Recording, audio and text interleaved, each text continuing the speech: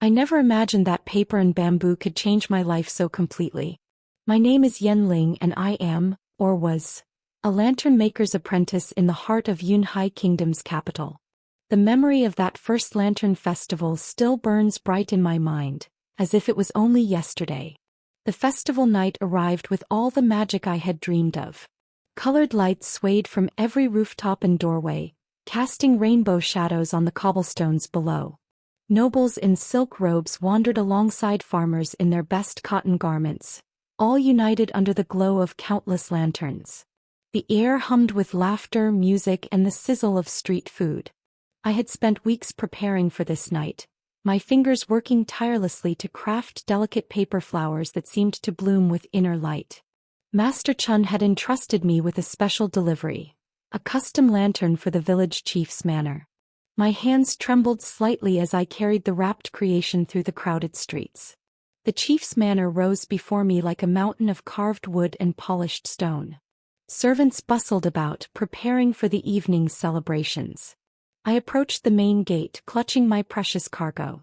"I have a delivery for the chief," I said to the guard, trying to keep my voice steady. He nodded and led me through courtyards filled with exotic flowers and ornamental pools. Finally, we reached a pavilion where several young men sat discussing the festival arrangements. "Young Master Hong Wei," the guard called, "the lantern maker's apprentice is here." One of the men turned toward me and I felt my breath catch. Hong Wei had kind eyes that seemed to hold genuine warmth, unlike the calculating gazes I often encountered from other nobles. His robes were fine but not ostentatious, and when he smiled, it reached those eyes completely. "You must be from Master Chun's workshop," he said, rising to greet me. "I've heard remarkable things about your craftsmanship." "The work is nothing special, young master," I replied, lowering my gaze as was proper. But my heart raced at his words. "May I see it?" he asked. With careful hands I unwrapped the lantern. It was shaped like a lotus blossom, each petal painted with scenes of cranes dancing among clouds. When lit, the images would seem to move and flow. Hong Wei studied it with genuine appreciation. "This is extraordinary work," he murmured. "The detail in each brushstroke. You created this?" "Yes, young master," I whispered, surprised by his interest. "What's your name?" he asked softly. "Yan Ling, young master." "Like the lotus flower," he observed, glancing at the lantern. "How fitting." Our eyes met for just a moment and something passed between us, a connection I had never felt before. Heat crept up my neck and I quickly looked away. "I should return to the workshop," I stammered. "Of course," he said. "Thank you for bringing this personally. The festival wouldn't be the same without such artistry." I bowed and hurried away, my heart pounding so loudly I was certain everyone could hear it. Behind me, I heard one of his companions chuckling. "Quite taken with the lantern maker's girl, aren't you, Hong Wei?" the voice teased.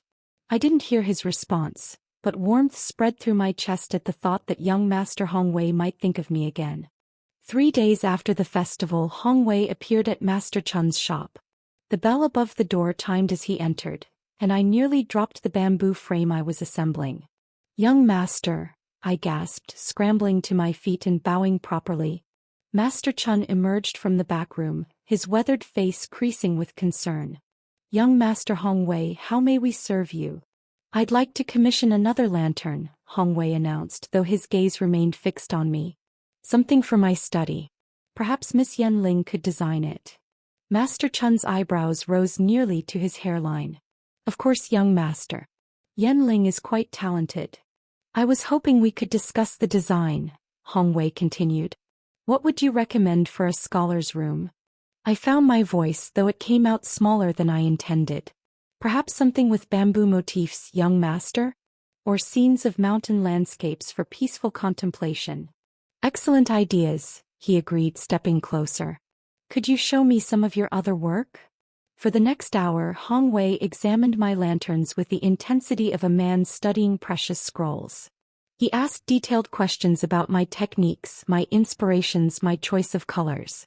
No one had ever shown such interest in my craft before. "I'll need 2 weeks to complete it properly," I finally said. "Take all the time you need," he replied. Good art cannot be rushed. After he left, Master Chun shook his head with a mixture of amazement and worry. That young man didn't come here for a lantern, Yan Ling. What do you mean, Master Chun? I asked, though my cheeks burned with the answer. Be careful, child, he warned gently. The hearts of nobles and commoners beat to different rhythms. But his words couldn't dim the joy dancing in my chest. Hong Wei had seen something valuable in my work. In me. The pattern continued over the following weeks. Hong Wei found excuse after excuse to visit our shop. He commissioned lanterns for his friends, for seasonal decorations, for gifts he claimed to need. Each time he lingered to talk with me about art, about literature, about dreams that seemed too grand for someone like me. Do you ever wish you could travel beyond the capital? He asked one afternoon as I painted delicate cherry blossoms on rice paper. Sometimes, I admitted. I'd love to see the mountain temples I've only painted from imagination. What would you paint if you saw them in person? He inquired. The way morning mist clings to the peaks, I said, surprising myself with my honesty. The way sunlight filters through prayer flags.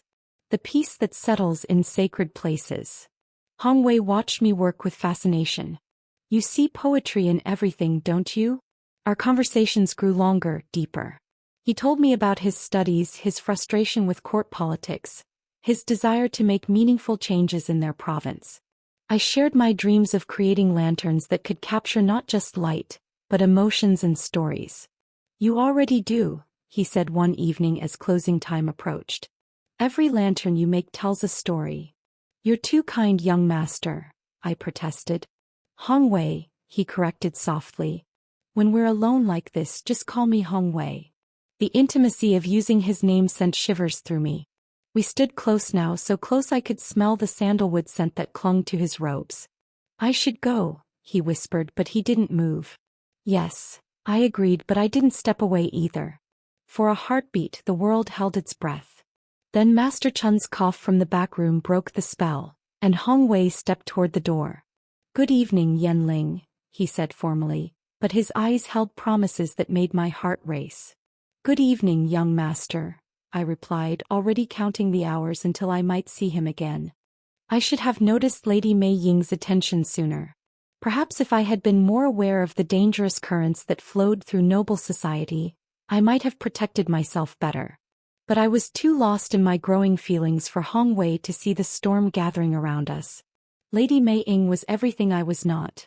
Born to privilege, educated in all the refinements expected of high nobility, and possessed of a cold beauty that commanded attention. She had set her sights on Hong Wei years ago, considering him her rightful prize. My existence had become an intolerable obstacle to her ambitions. The first sign of trouble came from Xu Yin, the baker's daughter who often brought sweet rolls to our shop. Yan Ling, she whispered one morning, glancing nervously over her shoulder, people are talking about you and young Master Hong Wei. My blood turned to ice. What kind of talk? Nothing terrible yet, she assured me quickly.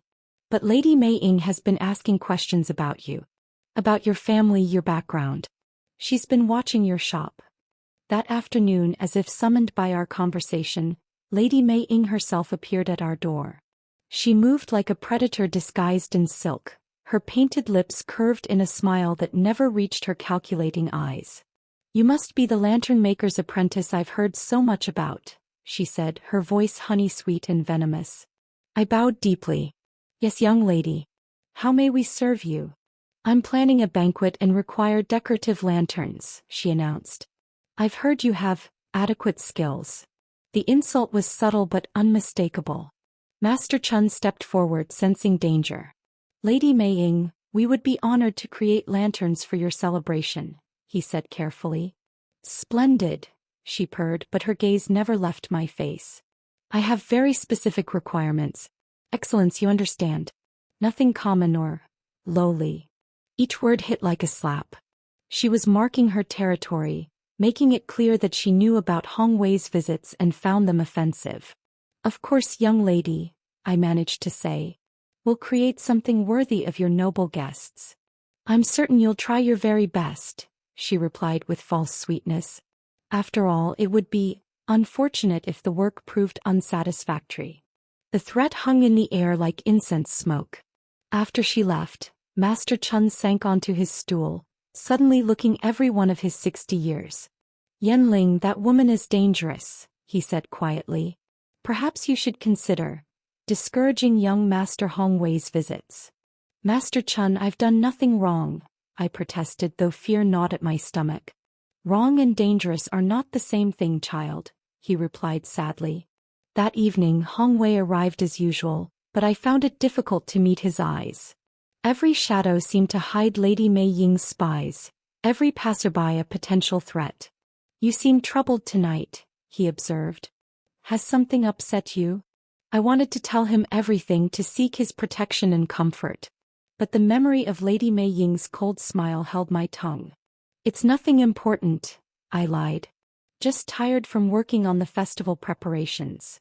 Hong Wei studied my face with concern. Yan Ling, if someone has threatened you. No one has threatened me, I interrupted too quickly. Everything is fine. But everything was far from fine. Over the next few days I noticed subtle changes. Customers who had always greeted me warmly now seemed distant. Vendors at the market avoided eye contact. Whispers followed me wherever I walked. Lady Mei Ying's poison was spreading, drop by drop, preparing the ground for whatever she planned to do next. The night of the next lantern festival arrived like a beautiful dream about to become a nightmare. I had spent countless hours preparing my finest work, determined to prove my worth despite the growing whispers that followed me through the capital's streets. Hong Wei had commissioned a special lantern from me, a magnificent phoenix rising from flames, its feathers painted in gold and crimson that would glow like fire when lit. I had poured my heart into every brushstroke, hoping to show him and everyone else the depth of my artistic soul. The festival square buzzed with excitement as nobles and commoners gathered to witness the lighting ceremony. My lanterns hung among dozens of others, waiting for their moment to shine. Hong Wei stood with his father and other important officials, but his eyes kept finding mine across the crowd. Your work looks beautiful, Yan Ling, whispered Yuchan, another craftsman's daughter who had become my friend. Thank you, I replied, my stomach churning with nervous anticipation. Something felt wrong, though I couldn't identify what. The very air seemed to crackle with hidden tension. The ceremony began at sunset. One by one the lanterns were lit with ceremonial torches, each burst of light drawing appreciative gasps from the crowd. My phoenix lantern was among the last to be illuminated, hanging in a place of honor near the platform where the officials stood. As the torch touched the oil-soaked wick, my phoenix burst to life in glorious light. The crowd murmured with approval and I saw Hong Wei smile with pride. For one perfect moment, everything was exactly as I had dreamed. Then the flames began to spread. What should have been a controlled burn within the lantern's frames suddenly erupted outward, consuming the paper in seconds. The phoenix became a real inferno, dropping burning pieces onto the crowd below. Screams replaced applause as people scattered to avoid the falling flames. But my phoenix was not alone. One by one, every lantern I had created began to burn with unnatural fury. The delicate lotus blossoms became torches. The peaceful mountain scenes twisted into hellish landscapes. My entire display transformed into a wall of fire that sent the crowd fleeing in terror. "Get back!" shouted the guards. Everyone away from the burning lanterns. I stood frozen in horror, watching my dreams consume themselves. This wasn't possible. I had tested every lantern, checked every connection. Nothing should have burned like this. Yan Ling. Hong Wei's voice cut through the chaos as he pushed through the panicking crowd toward me. Are you hurt? I don't understand, I gasped, tears streaming down my face. They shouldn't burn like this. I tested them all. This is sabotage, he declared firmly, gripping my shoulders. Someone tampered with your work. But his words were lost in the crowd's growing murmur of accusation. Careless work, someone shouted. She nearly burned down the square, called another voice. What kind of lantern maker can't control fire? The whispers grew louder, more vicious. Through the smoke and crowd, I caught sight of Lady Mei Ying standing safely away from the chaos. She wasn't looking at the fire or the fleeing people. She was looking directly at me, and on her beautiful face was the smallest, most satisfied smile. In that moment I understood everything. The perfect timing. The way every single one of my lanterns had failed simultaneously. The too convenient placement of witnesses and officials who would spread word of my incompetence throughout the capital. She planned this, I whispered to Hong Wei. Who? He demanded.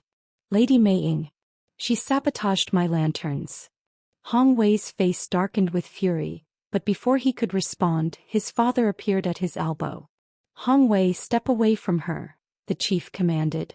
This disaster reflects poorly on anyone associated with it. Father, this wasn't her fault. That's enough, his father snapped. Come away now before more people see you defending her. Hong Wei looked torn between duty and loyalty, but I made the choice for him. Go, I whispered. Don't make this worse for yourself. As he reluctantly allowed his father to lead him away, I stood alone in the square, surrounded by the smoking remains of my art and the accusing stares of hundreds of people. My reputation lay in ashes at my feet, and I knew this was only the beginning of Lady Mei Ying's revenge. 3 days after the festival disaster, I still couldn't shake the feeling that invisible eyes watched my every movement. The shop felt different now. Customers who once praised my work now hurried past our door without looking inside. Master Chun tried to maintain his usual cheerful demeanor, but worry lines had deepened around his eyes. I was carefully organizing bamboo frames in the back room when the thundering of boots on cobblestones made my blood freeze. Through the small window I saw them coming, a dozen royal guards in gleaming armor, their faces set with grim purpose. Open in the name of the king. The command shook the shop's wooden walls. Master Chun opened the door with trembling hands. How may we serve you, honored guards? The captain pushed past him, his cold gaze sweeping the room until it found me. We're here for the girl. Yan Ling, you're under arrest for practicing witchcraft. Witchcraft? I gasped, dropping the bamboo frame. That's impossible. I don't know anything about. Silence, the captain barked. We have reports of dark magic used to sabotage the Lantern Festival. An investigation of your workspace has revealed evidence of your crimes. What evidence? Master Chun demanded, stepping protectively in front of me. This child has never practiced anything but honest craftsmanship. The captain gestured and 2 guards began tearing through my work area. They overturned baskets of supplies, scattered my carefully organized tools, and rifled through every corner of the space I had made my own. Here, Captain, one guard called out. From beneath a pile of fabric scraps, he held up a small carved amulet covered in strange symbols.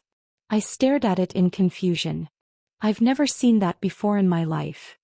And here. Another guard produced a vial of dark liquid from behind my painting supplies. Looks like some kind of potion. Those aren't mine. I protested desperately. Someone planted them there. The captain's laugh was harsh and humorless. Of course they're not yours. Witches always deny their tools when caught. Look at these symbols, the first guard said, pointing to marks scratched into several of my unfinished lantern frames. Definitely magical inscriptions. My heart sank as I recognized the marks, but not as witchcraft. They were simple notation marks I used to remind myself of color placements and design elements. Someone had altered them, adding lines and curves that transformed my innocent notes into something sinister-looking. Please, I begged, let me explain those marks. They're just my design notes. Enough, the captain roared. Your dark magic nearly killed dozens of people at the festival. You will answer for your crimes before the court. They bound my hands with rough rope that bit into my wrists. Master Chun tried to follow as they dragged me toward the door. I'll find a way to help you, child, he called out. Don't lose hope. But hope felt like a luxury I could no longer afford. As we stepped into the street, I saw neighbors and customers I had known for years watching from doorways and windows. Some looked shocked, others frightened, and a few wore expressions of grim satisfaction, as if they had always suspected I was hiding something terrible. The walk to the prison felt endless. Word of my arrest had already spread, and people lined the streets to stare at the witch who had tried to burn down the festival. Children threw pebbles while their mothers pulled them back with horrified fascination. "There she is," someone shouted. "The fire witch. Look how young she is," another voice whispered. "Evil can hide anywhere." The prison cell was a dank stone box with a small window too high to reach. Straw covered the floor and the air reeked of dampness and despair. They threw me inside and slammed the heavy door with a sound like doom itself. Alone in the darkness, I finally allowed myself to cry. Not for the pain of the rope burns on my wrists, or even for the terror of what might happen to me. I cried for the unfairness of it all, for Lady Mei Ying's cruel cleverness, and for the look of helpless anguish I had seen on Hong Wei's face as his father led him away from the burning festival. Somewhere in the capital, she was probably celebrating her victory. She had destroyed my reputation, my livelihood, and now my freedom. All because I had dared to catch the eye of a man she considered her property. As night deepened, I wondered if this cell would be the last place I would ever see. In cases of witchcraft, the punishment was death, and I had no powerful family to speak for me, no wealth to buy justice. I had nothing but the truth, and in a world where lies came dressed as evidence, truth felt like the weakest weapon of all. 2 days passed in my cell before Hong Wei came to me. The guards had grown careless, assuming that a condemned witch posed no threat worth watching carefully. When I heard familiar footsteps approaching through the prison corridor, my heart leaped with desperate hope. "Yan Ling." His voice came soft through the darkness.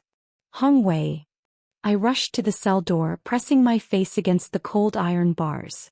In the dim torchlight, I could see the pain etched into his features. "I've been trying to reach you since your arrest," he whispered urgently. "Father has forbidden me from coming here, but I had to see you." "You shouldn't risk yourself for me," I said, though my heart sang at his presence. "Your reputation." "Forget my reputation," he interrupted fiercely. "I know you're innocent. Lady Mei Ying orchestrated this whole nightmare." "Can you prove it?" I asked, though I already knew the answer from his expression. "Not in court," he admitted, his hands gripping the bars where mine rested. "She's been too clever. Every piece of evidence points to you, and she has witnesses prepared to swear they saw you practicing dark magic." Despair threatened to crush me. "Then there's no hope." "There's always hope," Hong Wei said firmly. "I won't let you die for her jealousy. What can you possibly do? Your father is right. Defending me will only destroy your family's standing." Hong Wei moved closer, his voice dropping to barely a whisper. "I'm going to get you out of here." "That's impossible," I breathed. "The guards, the walls. I've been watching their routines, studying the prison layout. Tomorrow night, during your trial preparation, there will be a shift change. For 15 minutes, the back corridors will be unguarded." "Hong Wei, no." I gripped his hands through the bars. "If they catch you helping me escape, they'll execute you for treason. I won't let you throw away your life for mine." "My life means nothing without you in it," he said with quiet intensity. "These past weeks, watching you create beauty from nothing, listening to your dreams and thoughts, you've shown me what it means to truly live. I can't go back to my empty existence knowing you died for something you didn't do." Tears streamed down my face. "The risk is too great." "What about your family? Your future?" "My family will survive the scandal," he replied. "And what future could I have knowing I let the woman I love perish for my cowardice?" The words hung between us like a bridge spanning an impossible chasm. He loved me. Despite everything that separated us, despite the danger and the scandal, Hong Wei loved me. "I love you too," I whispered, the confession torn from my heart. "That's why I can't let you do this." "Then you understand why I have no choice," he said gently. "Love means sacrifice, Yan Ling. Let me make mine." For a long moment, we simply looked at each other through the bars, memorizing faces we might never see again. "If we do this," I said finally, "there will be no going back. We'll be fugitives forever." "I know," he replied steadily. "Are you willing to share that fate with me?" I thought of the life I would be leaving behind. The familiar rhythms of the workshop, Master Chun's guidance, the simple pleasures of creating beauty with my hands. But I also thought of the false charges hanging over my head, the trial that would surely end in execution, and the cold satisfaction on Lady Mei Ying's face as she watched my destruction. "Yes," I whispered. "I'll go with you." Hong Wei's smile was radiant despite our dire circumstances. "Tomorrow night then. Be ready when I come for you. How will you manage it?" "Leave that to me," he said, pressing a quick kiss to my fingers through the bars. "Just trust me and be prepared to run." After he left, I lay on the straw floor staring at the small window high above. Tomorrow night would either bring freedom or death for both of us. But as I drifted toward an uneasy sleep, I realized that for the first time since my arrest, I felt something other than despair. I felt hope. The trial preparation summons came just as Hong Wei had predicted. A guard unlocked my cell as evening shadows stretched across the prison floor. "Time to meet with the magistrate's clerk," he grunted. "Try not to trip on your chains." My legs shook as I followed him through corridors I had memorized during my captivity. Every step took me closer to Hong Wei's promised rescue, or to disaster if his plan failed. The weight of iron shackles around my ankles made each movement a struggle, but I forced myself to walk steadily. The preparation room was small and windowless, furnished only with a wooden table and 2 chairs. The clerk, a thin man with ink-stained fingers, barely looked up as I entered. "Sit down," he ordered. "We need to review the charges against you before tomorrow's trial." I took the offered chair, positioning myself so I could see the door. Where was Hong Wei? Had something gone wrong? The clerk droned on about legal procedures and formal accusations, but I heard nothing clearly. My heartbeat thundered in my ears as precious minutes ticked away. Then through the wall I heard what I had been waiting for. The sound of the guard shift changing voices calling out routine updates as one group replaced another. "Are you listening to me, girl?" the clerk snapped. "Yes, honored sir," I lied, watching the door anxiously. Suddenly, footsteps approached in the corridor outside. Not the heavy boots of guards, but softer steps trying to remain silent. A gentle knock came at the door. "Enter," the clerk called irritably. The door opened to reveal a figure in rough slave robes, head bowed submissively. My breath caught. It was Hong Wei, but I barely recognized him. He had darkened his skin somehow and arranged his hair to completely alter his appearance. "Forgive the interruption, honored sir," he said in a voice pitched lower than his natural tone.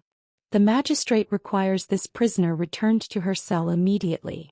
New evidence has been discovered." The clerk frowned. "I wasn't informed of any new evidence."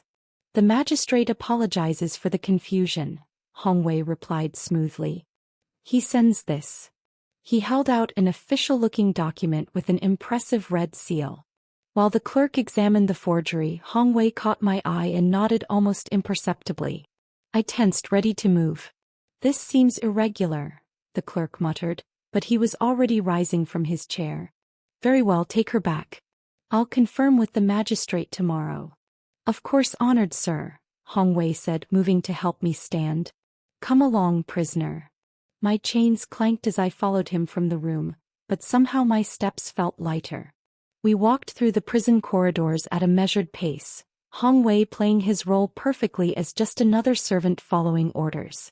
But instead of heading toward my cell, he led me down a different passage I had never seen before. The walls here were older, rougher, and the air smelled of dampness and neglect. "Where are we going?"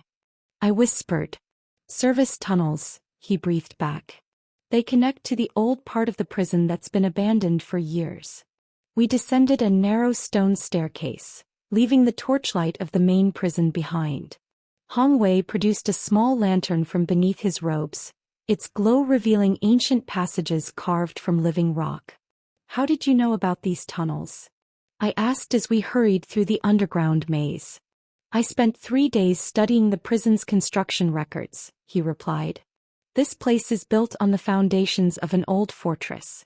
These passages were escape routes for the original builders. The tunnels seemed to stretch forever, branching and turning until I lost all sense of direction. Water dripped from the ceiling and our footsteps echoed strangely in the confined space. Several times Hong Wei stopped to consult a map he had drawn on rice paper. "Almost there," he whispered after what felt like hours of walking. Finally we reached a heavy wooden door bound with iron. Hong Wei produced a key and unlocked it carefully. Beyond lay another staircase leading upward, and at the top I could see starlight. We emerged behind a small shrine on the outskirts of the capital. The night air tasted like freedom, sweet and cool after the prison's stale atmosphere. Hong Wei immediately began working on my shackles with tools he had hidden nearby. "There," he said as the chains fell away. "How do you feel?" I flexed my ankles, hardly believing I could move freely again. "Like I'm dreaming." "If this is a dream, let's not wake up," he said, taking my hand. "We need to keep moving. By morning they'll discover you're gone." He led me to where 2 horses waited, hidden among the trees behind the shrine. Real horses, not the common mules most people rode. These were quality animals that could carry us far from the capital before dawn. "Where will we go?" I asked as he helped me mount. Hong Wei swung onto his horse and looked back toward the distant lights of the city. "Away from here. Far enough that Lady Mei Ying's influence can't reach us." "But your life, your family." "My life begins now," he said firmly. "With you." We rode through the night, leaving the only world I had ever known behind us. The capital's glow faded gradually until only stars lit our way, and with each mile, I felt the chains of my old existence falling away piece by piece.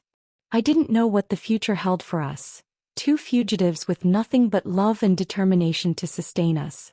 But as Hong Wei's hand reached out to clasp mine as we rode, I realized that sometimes losing everything is the only way to find what truly matters. Behind us, the capital slept, unaware that 2 hearts had chosen love over safety, freedom over security. Ahead lay the unknown, vast and full of possibilities we had never dared to imagine. For the first time in days I smiled.